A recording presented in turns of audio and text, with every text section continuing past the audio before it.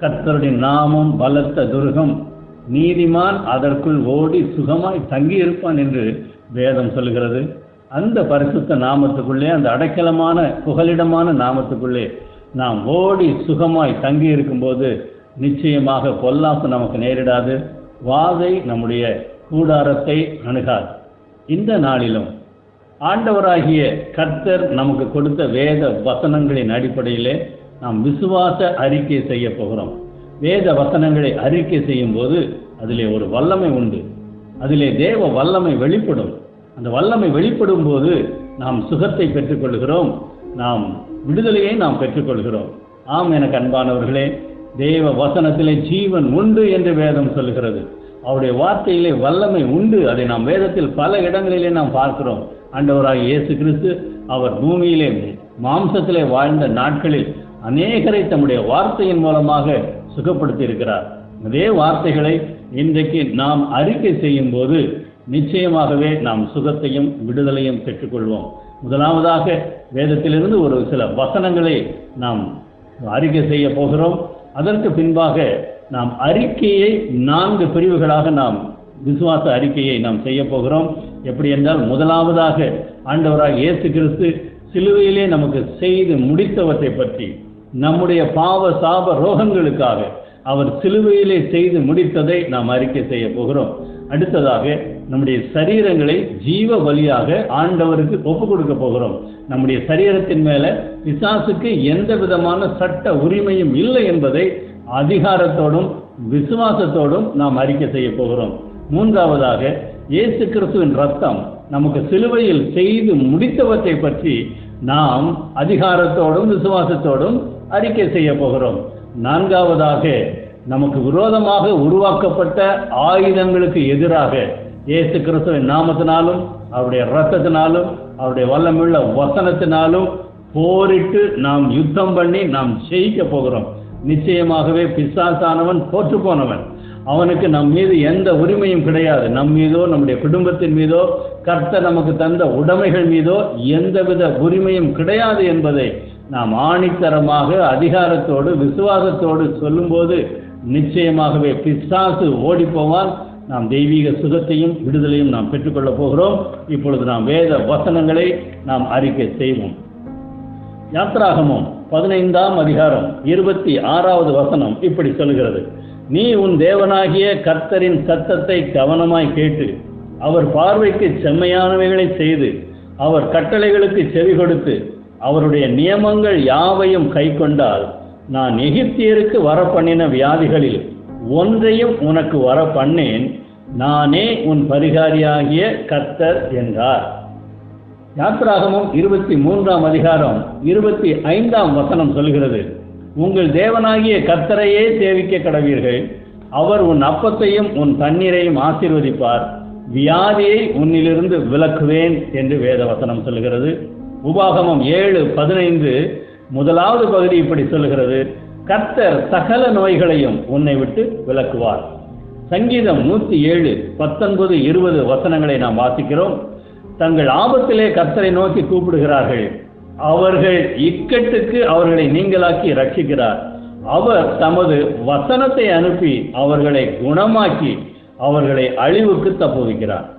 நீதிமொழிகள் 1 அதிகாரம் 33ஆம் வசனத்திலே நாம் இப்படி வாசிக்கிறோம்: எனக்கு செவி கொடுக்கிறவன் எவனோ அவன் விக்கினமின்றி வாசம் பண்ணி ஆபத்திற்கு பயப்படாமல் அமைதியா இருப்பான். ஆம், எனக்கு அன்பானவர்களே, நாம் ஆபத்திற்கு பயப்படவே கூடாது. கர்த்தர் நமக்கு பயமுள்ள இருதயத்தை கொடாமல் தெளிந்த புத்தியும் தைரியமுள்ள ஆவியை நமக்கு கொடுத்திருக்கிறார். ஆகையினால் இந்த நாட்களிலே எந்த ஆபத்து நமக்கு பக்கத்திலே இருந்தாலும் நாம் பயப்படாமல் விசுவாசத்தோடு அவருடைய நாமத்தை பற்றி கொள்வோம். அவர் நமக்கு சமாதானத்தையும் சந்தோஷத்தையும் கட்டளையிடுவார். அதே நீதிமொழிகளின் புஸ்தகம் 4ஆம் அதிகாரம் 22ஆம் வசனம் சொல்கிறது, அதாவது அவருடைய வசனத்தை நம்புகிறவர்கள், அவருக்கு செவி கொடுக்கிறவர்கள் எப்படி இருப்பார்களாம், அவைகளை கண்டுபிடிக்கிறவர்களுக்கு அவைகள் ஜீவனும் அவர்கள் உடலுக்கெல்லாம் ஆரோக்கியமுமாம் என்று அந்த வேத வசனம் சொல்கிறது. இயேசு கிறிஸ்து நமக்கு கொடுத்திருக்கின்ற வேத வசனங்களை நாம் விசுவாசித்து அதை அப்படியே நாம் கை கொள்வோமே ஆனால் அவைகள் நமக்கு ஜீவனும் நம்முடைய உடலுக்கெல்லாம் ஆரோக்கியமாக இருக்கிறது என்று இந்த வசனம் நமக்கு சொல்லுகிறது. ஏசாயா 53:5 வசனம் சொல்லுகிறது, நம்முடைய மீறுதல்கள் நிமித்தம் அவர் காயப்பட்டு நம்முடைய அக்கிரமங்கள் நிமித்தம் அவர் நொறுக்கப்பட்டார், நமக்கு சமாதானத்தை உண்டு பண்ணும் ஆக்கினை அவர் மேல் வந்தது, அவருடைய தழும்புகளால் குணமாகிறோம். மத்தேயு எழுதின சுவிசேஷம் 8ஆம் அதிகாரம் 16வது வசனத்திலே நாம் இப்படி வாசிக்கிறோம், அஸ்தமனமான போது பிசாசு பிடித்திருந்த அநேகரை அவரிடத்தில் கொண்டு வந்தார்கள். அவர் அந்த ஆவிகளை தமது வார்த்தையினாலே துரத்தி பிணியாளிகள் எல்லாரையும் சொஸ்தமாக்கினார். ஆம் என அன்பானவர்களே, அவரிடத்தில் வந்த எல்லாரையும் இயேசு கிறிஸ்து சொஸ்தமாக்கினார் என்று நாம் வாசிக்கிறோம். மத்தேயு எழுதின சுவிசேஷம் 9ஆம் அதிகாரம் 35ஆம் வசனம் இப்படி சொல்லுகிறது, பின்பு இயேசு சகல பட்டணங்களையும் கிராமங்களையும் சுற்றி நடந்து ஜெப ஆலயங்களில் உபதேசித்து ராஜ்யத்தின் சுவிசேஷத்தை பிரசங்கித்து ஜனங்களுக்கு உண்டாயிருந்த சகல வியாதிகளையும் சகல நோய்களையும் நீக்கி அவர்களை சொஸ்தமாக்கினார். லூக்கா எழுதின சுவிசேஷம் 6ஆம் அதிகாரம் 19ஆம் வசனம் சொல்லுகிறது, அவரிடத்திலிருந்து வல்லமை புறப்பட்டு எல்லாரையும் குணமாக்கினபடியினாலே ஜனங்கள் யாவரும் அவரை தொடும்படிக்கு வகை தேடினார்கள். மத்தேயு எழுதின சுவிசேஷம் 14ஆம் அதிகாரம் 34 36 வரைக்கும் நான் வாசிக்கிறேன். பின்பு அவர்கள் கடலை கடந்து கெனேசரேத்து நாட்டில் சேர்ந்தார்கள். அவ்விடத்து மனுஷர் அவரை இன்னார் என்று அறிந்து சுற்றுப்புறம் எங்கும் செய்தி அனுப்பி பிணியாளிகள் எல்லாரையும் அவரிடத்தில் கொண்டு வந்து அவருடைய வஸ்திரத்தின் ஓரத்தை ஆகிலும் அவர்கள் தொடும்படி உத்தரவாக வேண்டும் என்று வேண்டிக் கொண்டார்கள். தொட்ட யாவரும் சொஸ்தமானார்கள். எனக்கு அன்பானவர்களே, இந்த வசனங்களை பாருங்கள். முதலாவதாக ஆண்டவர் தம்மிடத்தில் வந்த எல்லாரையும் தொட்டு தொட்டு சுகமாக்கி கொண்டிருந்தார். ஆனால் வந்த கூட்டமோ கட்டுக்கடங்காத கூட்டம் அவரை நோக்கி வந்து கொண்டிருந்தது. பிசாசுகளால் பிடிக்கப்பட்டவர்கள், வியாதிகளால் அவதிப்பட்டு கொண்டிருந்தவர்கள் எல்லாரும் வந்து அவரை தொடும்படிக்கு வகை தேடினார்களாம். தொட்ட யாவரும் சொஸ்தமானார்கள். ஆண்டவர் தொட்டு தொட்டு சுகமாக்கின நேரம் போய் அவரை தொட்ட யாவரும் சொஸ்தமானார்கள், வியாதியிலிருந்து சுகமடைந்தார்கள் என்று இந்த வேத பகுதியிலே நாம் வாசிக்கிறோம். யோவான் எழுதின சுவிசேஷம் 10ஆம் அதிகாரம் 10ஆம் வசனம் சொல்கிறது, திருடன் திருடவும் கொல்லவும் அழிக்கவும் வருகிறானே என்று வேறொன்றுக்கும் வரார், நானோ அவைகளுக்கு ஜீவன் உண்டாயிருக்கவும் அது பரிபூர்ணப்படவும் வந்தேன் என்று ஆண்டவராக இயேசு கிறிஸ்து சொன்ன இந்த வசனத்தை பாருங்கள். ஆண்டவராக இயேசு கிறிஸ்து எதற்காக வந்திருக்கிறார்? ஜீவன் உண்டாயிருக்கவும் அது பரிபூர்ணப்படவும். நாம் ஜீவனை பெற்றுக்கொள்வது மாத்திரமல்ல, அந்த ஜீவனானது பரிபூர்ணப்பட நிரம்பி வழிய வேண்டும் என்று ஆண்டவர் விரும்புகிறார் என்று இந்த வேத வசனம் சொல்லுகிறது. அப்போஸ்தலனாகிய பேதுரு எழுதின முதலாவது நிருபம் 2ஆம் அதிகாரம் 24ஆம் வசனம் இப்படி சொல்லுகிறது, நாம் பாவங்களுக்கு செத்து நீதிக்கு பிழைத்திருக்கும்படிக்கு அவர்தாமே தமது சரீரத்திலே நம்முடைய பாவங்களை சிலுவையின் மேல் சுமந்தார், அவருடைய தழும்புகளால் குணமானீர்கள். எஸ் எனக்கு அன்பானவர்களே, இப்பொழுது நீங்கள் விசுவாசியுங்கள். அவருடைய தழும்புகளால் நான் சுகமானேன் என்று விசுவாசிக்கும் போது நிச்சயமாகவே அந்த விசுவாசம் நம்மை சுகத்துக்குள்ளாக விடுதலைக்குள்ளாக வழி நடத்தும். இப்பொழுது நான் அறிக்கைக்குள்ளாக நான் உங்களை வழிநடத்த போகிறேன்.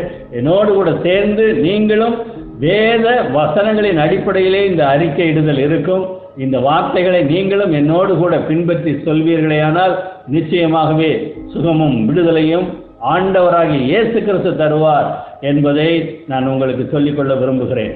நான் மன்னிக்கப்படும்படி இயேசு தண்டிக்கப்பட்டார். நான் சுகம் பெறும்படி இயேசு காயப்பட்டார். இயேசு கிறிஸ்துவின் நீதியினாலே நான் நீதியாகும்படி எனது பாவங்களினால் இயேசு கிறிஸ்து பாவமாக்கப்பட்டார். இயேசு கிறிஸ்துவின் ஆசீர்வாதத்தை நான் பெறும்படி இயேசு கிறிஸ்து எனக்காக சாபமானார். இயேசு கிறிஸ்துவின் வாழ்வை நான் வாழும்படி எனது மரணத்தை இயேசு கிறிஸ்து ஏற்றுக்கொண்டார். இயேசு கிறிஸ்துவின் பரிபூரணத்தில் நான் பங்கு கொள்ளும்படியாக இயேசு கிறிஸ்து எனது வறுமையை ஏற்றுக்கொண்டார். இயேசு கிறிஸ்துவின் மகிமையில் நான் பங்கு கொள்ளும்படியாக இயேசு கிறிஸ்து எனக்காக இகழப்பட்டார். எனது புறக்கணிப்பை இயேசு கிறிஸ்து ஏற்றுக்கொண்டதாலே நான் பிதாவோடு இணைக்கப்பட்டுள்ளேன். இயேசு கிறிஸ்து தேவனை விட்டு பிரிக்கப்பட்டதாலே நான் தேவனோடு நித்தியமாக இணைக்கப்பட்டுள்ளேன். என்னுடைய பழைய மனிதன் இயேசு கிறிஸ்துவில் மரித்ததினாலே புதிய மனிதன் எனக்குள்ளே ஜீவன் பெற்றுள்ளான். அடுத்ததாக நம்முடைய சரீரத்தை ஜீவ பலியாக ஆண்டவருக்கு ஒப்பு கொடுத்து நாம் அறிக்கை செய்ய போகிறோம். என்னுடைய சரீரம் மீட்கப்பட்டு சுத்திகரிக்கப்பட்டு இயேசு கிறிஸ்துவின் இரத்தத்தினாலே பரிசுத்தம் ஆக்கப்பட்டிருக்கிறதுனாலே அது பரிசுத்த ஆவியின் ஆலயமாயிருக்கிறது. என் சரீரத்தின் உடல் உறுப்புகள் தேவனுடைய மகிமைக்கும் அவருடைய ஊழியத்திற்கும் ஒப்பு கொடுக்கப்பட்ட நீதியின் அவயவங்களாயிருக்கிறது. என்னிடத்தில் பிசாசுக்கு எந்த பங்கும் இல்லை. என் மேல் அதிகாரம் செலுத்தவோ என் சரீரத்தின் மேலே என் வாழ்க்கையின் மேலே உரிமை கொண்டாடவோ பிசாசுக்கு எந்த விதமான சட்ட உரிமை இல்லை. அனைத்தும் இயேசு கிறிஸ்துவின் இரத்தத்தினாலே கட்டி தீர்க்கப்பட்டாயிற்று. தேவ ஆட்டுக்குட்டியானவருடைய இரத்தத்தினாலும் சாட்சியின் வசனத்தினாலும் நான் சாத்தானை மேற்கொண்டேன். மரணமே நேரிடுவதாயினும் அதிலிருந்து தப்பும்படி என் ஜீவனையும் பொருட்படுத்த மாட்டேன். என் சரீரம் கர்த்தருடையது, கர்த்தர் என் சரீரத்திற்கு உரியவர். அடுத்ததாக இயேசு கிறிஸ்துவின் ரத்தம் சிலுவையில் நமக்கு செய்து முடித்தவற்றை பற்றி அறிக்கை செய்ய போகிறோம். இயேசு கிறிஸ்துவின் ரத்தம் எனக்கு செய்து முடித்தவற்றை பற்றி தேவனுடைய வார்த்தை என்ன சொல்கின்றதோ அதை எனது சொந்த சாட்சியாக சொல்லும்போது நான் சாத்தானை மேற்கொள்கிறேன். இயேசு கிறிஸ்துவின் இரத்தத்தின் மூலம் நான் பிசாசின் பிடியிலிருந்து மீட்கப்பட்டிருக்கிறேன். இயேசு கிறிஸ்துவின் இரத்தத்தின் மூலம் என்னுடைய எல்லா பாவங்களும் சாபங்களும் மீறுதல்களும் அக்கிரமங்களும் மன்னிக்கப்பட்டன. இயேசு கிறிஸ்துவின் இரத்தத்தின் மூலம் என்னுடைய எல்லா பாவத்திலும் இருந்து நான் தொடர்ந்து சுத்திகரிக்கப்படுகிறேன். இயேசு கிறிஸ்துவின் இரத்தத்தின் மூலம் நான் தேவனுக்கு ஏற்றவன் என்றும் நீதிமானாகவும் பாவம் செய்யாதவனைப் போலவும் கருதப்படுகிறேன். இயேசு கிறிஸ்துவின் இரத்தத்தின் மூலம் நான் சுத்திகரிப்பை பெற்று பரிசுத்தமாக்கப்பட்டு தேவனுக்கென்று பிரத்யேகப்படுத்தப்பட்டிருக்கிறேன். இயேசு கிறிஸ்துவின் இரத்தத்தின் மூலம் நான் பிதாவினிடத்தில் நெருங்கி சேரும் தைரியத்தை பெற்றிருக்கிறேன். இயேசு கிறிஸ்துவின் இரத்தம் என் சார்பில் பரலோகத்தில் இருக்கும் தேவனை நோக்கி தொடர்ந்து முறையிடுகிறது. அடுத்ததாக நமக்கு விரோதமாக உருவாக்கப்படும் ஆயுதங்களுக்கு எதிராக யுத்தம் பண்ணி நாம் ஜெபிக்க போகிறோம். எனக்கு விரோதமாக உருவாக்கப்படும் எந்த ஆயுதமும் வாய்க்காதே போகும். எனக்கு விரோதமாக நியாயத்தில் எழும்பும் எந்த நாவையும் நான் குற்றப்படுத்துவேன். இது கர்த்தருடைய ஊழியக்காரரின் சுதந்திரமும் என்னால் உண்டான அவர்களுடைய நீதியுமா இருக்கிறது என்று கர்த்தர் சொல்லுகிறார். எனக்கு விரோதமாக பேசப்படுபவைகள் எவைகளோ, செய்யப்படுபவைகள் எவைகளோ, ஏவப்படுபவைகள் எவைகளோ அவைகள் இயேசு கிறிஸ்துவின் நாமத்தினால் வாய்க்காமல் போவதாக. எனக்கு விரோதமாக தீங்கு செய்ய முற்படுகிறவர்களை நான் மனப்பூர்வமாய் மன்னிக்கிறேன். பிரியமானவர்களே, இந்த இடத்திலே நீங்கள் யாரை மன்னிக்க வேண்டுமோ நிச்சயமாக அவர்களை மன்னிப்புக்குள்ளாக வழிநடத்த வேண்டும். நம்மை கிறிஸ்து மன்னித்தது போல, நம்முடைய பாவங்கள் மீறுதல்கள் அக்கிரமங்களை கிறிஸ்து மன்னித்தது போல, நமக்கு விரோதமாய் யார் என்ன செய்திருந்தாலும் அவைகளை நாம் மனப்பூர்வமாய் மன்னிக்க வேண்டும். உங்களுக்கு யார் மேலாவது கசப்பு இருக்கிறதா, கோபம் இருக்கிறதா, வைராக்கியம் இருக்கிறதா, என்ன விதமான விரோதமான மனப்பான்மை இருந்தாலும் அவர்களை மன்னிக்க வேண்டும். அவருடைய பெயரை சொல்லி நான் அவர்களை மன்னிக்கிறேன் என்று சொல்லுங்கள். அப்பொழுதுதான் நாம் சுகத்தையும் விடுதலையும் பெற்றுக்கொள்ள முடியும். நாம் மன்னிக்காமல் யார் மேலாவது கோபமாகவோ கசப்பாகவோ அந்த மன்னியாமைக்குள்ள நாம் இருக்கும்போது நாம் ஆசீர்வாதத்தை பெற்றுக்கொள்ள முடியாது, சுகத்தை பெற்றுக்கொள்ள முடியாது, விடுதலையை பெற்றுக்கொள்ள முடியாது. ஆகையால் இந்த இடத்திலே நீங்கள் நிறுத்தி யார் யாரை மன்னிக்க வேண்டுமோ அவர்கள் பெயரை சொல்லி மன்னியுங்கள். நீங்கள் மன்னிக்கப்பட வேண்டிய நபர்கள் ஒருவேளை உங்கள் கணவனாக இருக்கலாம், அல்லது மனைவியாக இருக்கலாம், பெற்றோராக இருக்கலாம், உறவினர்களாக இருக்கலாம், அக்கம் பக்கத்தில் உள்ளவர்களாக இருக்கலாம், அல்லது நீங்கள் வேலை செய்கிற இடத்தில் இருக்கிற அதிகாரிகளோ ஊழியர்களாகவோ இருக்கலாம். யாராக இருந்தாலும் சரி, அவர்களை உங்களுக்கு தீங்கு செய்ய நினைத்தவர்களை நீங்கள் மன்னித்து, அவருடைய பெயரை சொல்லி மன்னித்து அவர்களை மன்னிப்புக்குள்ளே வழிநடத்துங்கள். அப்பொழுது ஆண்டவர் உங்களுக்கு விடுதலையும் சுகத்தையும் நிச்சயமாய் கட்டளையிடுவார். தொடர்ந்து நாம் அறிக்கை செய்வோம். நான் அவர்களை மன்னிப்பது மட்டுமன்று, இயேசு கிறிஸ்துவின் நாமத்தினால் அவர்களை நான் ஆசீர்வதிக்கிறேன். பிதாவே, நீரே என்னுடைய தேவன் என்று அறிக்கையிடுகிறேன். உம்மையன்றி எனக்கு வேறு யாரும் இல்லை. நீதியுள்ள தேவனே, இரட்சகரே, பிதா, குமாரன், பரிசுத்த ஆவியானவரே, உம்மை நான் மகிமைப்படுத்துகிறேன். உம்மையே நான் ஸ்தோத்தரிக்கிறேன். உம்மையே நான் சேவிக்கிறேன், ஆராதிக்கிறேன். நிபந்தனையற்ற கீழ்ப்படிதலுடன் இப்பொழுது என்னை புதிதாய் நான் உமக்கு ஒப்பு கொடுக்கிறேன். நான் என்னை ஒப்பு கொடுப்பது மாத்திரமல்ல, உம்முடைய வார்த்தையின்படி செய்ய என்னை ஒப்பு கொடுக்கிறேன். பிசாசையும் அவன் தாக்குதல்களையும் எல்லா அழுத்தங்களையும் வஞ்சனைகளையும் எனக்கு விரோதமாக பிசாசு பயன்படுத்தும் கருவிகளையும் அவனுடைய பிரதிநிதிகளையும் இயேசு கிறிஸ்துவின் நாமத்தினால் நான் எதிர்த்து நிற்கிறேன். அவைகளுக்கு நான் என்னை ஒப்பு கொடுப்பது இல்லை. என்னை விட்டு விரட்டுகிறேன். என் எல்லையை விட்டே விரட்டுகிறேன். இயேசு கிறிஸ்துவின் நாமத்தினால் என் சரீரத்தை விட்டு நான் புறம்பாக்குகிறேன்.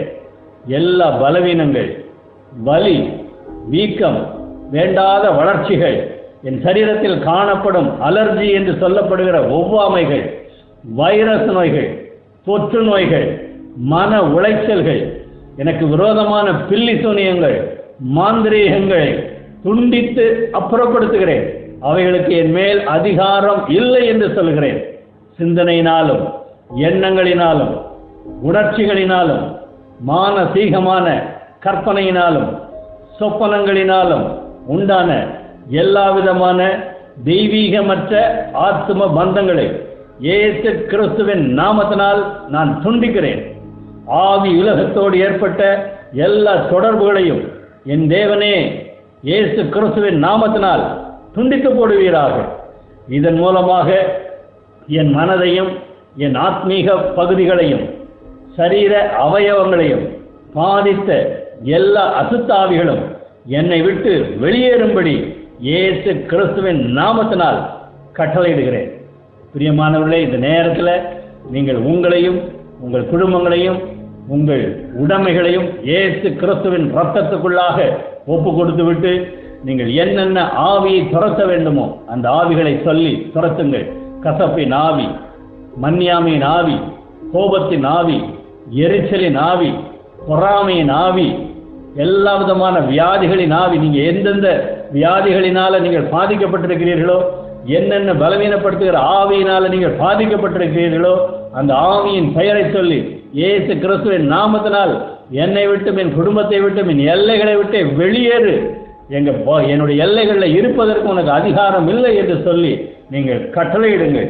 நிச்சயமாக அந்த ஆவிகள் வெளியேறித்தான் ஆக வேண்டும். இயேசு கிறிஸ்துவின் நாமத்துக்கு கீழ்ப்படியாத எந்த ஆவிகளும் இருக்க முடியாது. அவருடைய நாமத்துக்கு முன்பாக எல்லா முழங்கால்களும் முடங்கும். நாவு யாவும் கர்த்தரே தேவன் என்று அறிக்கை செய்யும். ஆகையினால் அந்த இயேசு கிறிஸ்துவின் நாமத்தை பற்றி கொண்டு உங்களை பாதித்திருக்கிற அந்த அசுத்த ஆவிகள் இயேசு கிறிஸ்துவின் நாமத்தினால் உங்களை விட்டு விலகும்படி கட்டளையிடுங்கள். உங்கள் பிள்ளைகளை விட்டு விலகும்படி கட்டளையிடுங்கள். உங்கள் குடும்பத்தை விட்டு உங்கள் எல்லைகளை விட்டு வெளியேறும்படி கட்டளையிடுங்கள். இனிமே திரும்ப வராதே என்று சொல்லி இயேசு கிறிஸ்துவின் நாமத்தினால நீங்கள் அவைகளுக்கு கட்டளையிடுங்கள். இயேசு கிறிஸ்துவின் நாமத்தினால நீங்கள் பிதாவை, இயேசு கிறிஸ்துவை, திரியேக தேவனை நீங்கள் தொழுது கொள்ளுகிற பிள்ளைகளாக இருப்பீர்களே. ஆனால் ஆண்டவராக இயேசு கிறிஸ்துவை சொந்த இரட்சகராக ஏற்றுக்கொண்டு அவரையே சேவிக்கிற பிள்ளைகளாக இருப்பீர்களே. ஆனால் நீங்கள் சொல்லுகிற அந்த இயேசு கிறிஸ்துவின் நாமத்துக்கு பிசாசுகள் கீழ்ப்படிந்தே ஆக வேண்டும். விசுவாசிக்கிறவர்களால் நடக்கும் அடையாளங்களாவன. என் நாமத்தினால வியாதியஸ்தர்கள் மேல் அவர்கள் கைகளை வைப்பார்கள், அப்பொழுது அவர்கள் சொஸ்தம் ஆவார்கள். என் நாமத்தினால் பிசாசுகளை துரத்துவார்கள் என்று ஆண்டவராக இயேசு கிறிஸ்து நமக்கு வாக்கு பண்ணியிருக்கிறார். லூக்கா எழுதின சுவிசேஷம் 10ஆம் அதிகாரம் 19ஆம் வசனத்திலே, இதோ சர்ப்பங்களையும் தேள்களையும் மிதிக்கவும் சத்துருவின் சகல வல்லமையும் மேற்கொள்ளவும் உங்களுக்கு அதிகாரம் கொடுக்கிறேன். ஒன்றும் உங்களை சேதப்படுத்த மாட்டாது என்று கர்த்தர் நமக்கு வாக்கு பண்ணியிருக்கிறார். ஆகையினால் நீங்கள் தைரியமாக விசுவாசத்தோடு இந்த அசுத்தாவிகளுக்கு கட்டளையிடுங்கள். அவைகள் விலகி போய்த்தான் ஆக வேண்டும். அவைகள் கீழ்ப்படிந்துதான் ஆக வேண்டும். அவைகள் எல்லாம் உங்கள் சரீரங்களை விட்டு, ஆத்மீக பகுதிகளை விட்டு, எண்ணங்களை விட்டு, உங்கள் சிந்தனையில் அவன் போட்டிருக்கிற எல்லா அறங்களும் உடைக்கப்பட்டு அந்த அசுத்த ஆவிகள் எல்லாம் வெளியேறித்தான் ஆக வேண்டும். விசுவாசத்தோடு அறிக்கை செய்யுங்கள். விசுவாசத்தோடு இயேசு கிறிஸ்துவின் நாமத்தினால கட்டளையிடுங்கள். இப்பொழுதே ஆண்டவராக இயேசு கிறிஸ்து உங்களுக்கு விடுதலையும் தெய்வீக சுகத்தையும் கட்டளையிடுகிறார். பயத்தின் ஆவிகள் உங்களை விட்டு விலகுகிறது. உங்களை இதுவரை பயமுறுத்தி கொண்டிருந்த ஆவிகள் உங்களை விட்டு இயேசு கிறிஸ்துவின் நாமத்தினால் விலகி போகிறது. உங்களை பலவீனப்படுத்துகிற ஆவிகள் உங்களை விட்டு விலகி போகிறது. தைரியமாய் நீங்கள் அறிக்கை செய்யுங்கள். இந்த வசனத்தின் மூலமாக நீங்கள் அறிக்கை செய்யும் போது ஆண்டவராக இயேசு கிறிஸ்து தாமே உங்கள் பக்கத்திலே வந்து உங்களுக்காக யுத்தம் பண்ணுகிறார். உங்களை சொஸ்தமாக்குகிறார். உங்களுக்கு விடுதலையை தந்து உங்களை ஆசீர்வதிக்கிறார். எனக்கு பிரியமானவர்களே, விசுவாசத்தோடு அறிக்கை செய்யுங்கள். ஆண்டவர் தருகிற சுகத்தையும் வல்லமையும் பெற்றுக்கொள்ளுங்கள். உங்களுக்காக நான் ஜெபிக்கிறேன். பிதாவே, இயேசு கிறிஸ்துவின் தியாக மரணத்தினால் ஆண்டவரே, நாங்கள் எல்லா நியாய பிரமாண சாபத்துக்கும் நீங்களாகி நீர் ஆபிரகாமுக்கு கொடுத்த எல்லா ஆசீர்வாதங்களுக்குள்ளும் நாங்கள் கடந்து வந்திருக்கிறோம். உம்முடைய பிள்ளைகள் ஒவ்வொருவரும் நீர் ஆபிரகாமுக்கு கொடுத்த ஆசீர்வாதங்களுக்குள் கடந்து வந்திருக்கிறார்கள். ஆண்டவரே, தெய்வீக தயவு, தெய்வீக நட்பு, தெய்வீக வழி நடத்துதல், தெய்வீக பலன், தெய்வீக சுகம், தெய்வீக செழிப்பு, தெய்வீக பரிசுத்தம், தெய்வீக பெருக்கம் என்னும் அனைத்து ஆசீர்வாதங்களுக்குள்ளும் இயேசு கிறிஸ்துவின் நாமத்தினால் நாங்கள் கடந்து வந்திருக்கிறோம். ஆண்டவரே, இயேசு கிறிஸ்து என்னும் நாமத்திலே எல்லா பரிபூர்ணங்களும் உண்டு. அந்த பரிபூர்ண ஆசீர்வாதங்களை நீர் சிலுவையில் எங்களுக்கு சம்பாதித்து கொடுத்திருக்கிறீர். ஆண்டவரே, நீர் சிலுவையில் சிந்தின அந்த ரத்தத்தினாலும் உம்முடைய நாமத்தினாலும் உம்முடைய வசனத்தினாலும் அவைகளை சுதந்திரித்துக் கொள்கிறோம். இந்த நேரத்திலே என்னோடு கூட சேர்ந்து ஆண்டவரே, உம்முடைய வசனங்களை, இந்த வார்த்தைகளை அறிக்கை செய்து உமக்கு ஒப்பு கொடுத்த ஒவ்வொரு தேவ பிள்ளைகளையும் அவர் ஆசீர்வதிப்பீரால் அவருடைய குடும்பங்களுக்கு ஆசீர்வாதத்தையும் பாதுகாப்பையும் சுகத்தையும் விடுதலையும் கட்டளையிடுகிறதுக்காக உமக்கு ஸ்தோத்திரம். நீரே தொடர்ந்து உம்முடைய பிள்ளைகளை நீர் பாதுகாத்துக் கொள்ளும், வழி நடத்தும். ஆண்டவரும் இரட்சகரும் மீட்பருமாகிய இயேசு கிறிஸ்துவின் நாமத்தில் ஜெபிக்கிறேன் பிதாவே. ஆமென், ஆமென், ஆமென்.